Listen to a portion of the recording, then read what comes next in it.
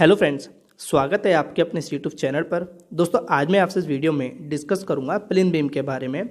जैसे कि दोस्तों आप देख पा रहे हैं कि ये जो घर है इसमें प्लिंथ बीम की सरिया काफ़ी हद तक कंप्लीट हो चुकी है।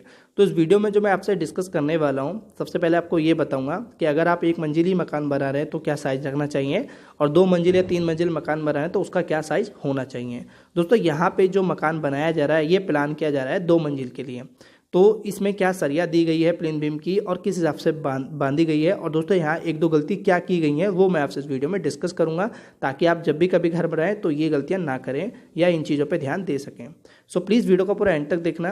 दोस्तों सबसे पहले मैं आपको इस वीडियो में एक चीज़ बताऊँगा। जो हमारा पहला पॉइंट ये रहेगा कि जो इसका साइज़ दिया गया है वो हमारा 9 बाय 15 इंची का रखा गया है, क्योंकि दोस्तों ये 2 मंजिल के लिए प्लान किया गया है। तो अगर आप एक ही मंजिल मकान बना रहे हैं तो वहाँ पर 9 बाय 9 इंची का रख सकते हैं। अब दोस्तों 3 मंजिल मकान बनाए तो वहाँ पे दोस्तों आपको 1 बाय 1.5 फीट का या फिर 1 बाय 12 इंची का तो रखना ही रखना है। अब यहाँ पे हम बात करेंगे दोस्तों कि इसकी जो सरिया दी गई है वो इसमें 12 mm की 6 सरिया हैं। टॉप में भी 3 सरिया दी गई हैं और बॉटम में भी 3 सरिया दी गई हैं। यहाँ दोस्तों एक चीज़ मैं बताना चाहूँगा कि अगर आप 2 मंजिल मकान बनाते हैं तो 9 बाय 12 इंची का भी रख सकते हैं। जैसे यहाँ 9 बाय 15 इंची का रखा गया है तो ये भी ठीक है। अब दोस्तों मैं यहाँ पे एक चीज़ ऐड करना चाहूँगा, जैसे कि यहाँ पे 9 बाय 15 इंची का बीम रखा गया है तो इसकी गहराई यानी डेप्थ भी ज़्यादा हो गई है। तो इन केस अगर आप चाहें तो जो हमारा इसकी डेप्थ के दोनों साइड में एक सेंटर में एक एक सरिया दे सकते थे, वो भी हमारे लिए ठीक रहता है।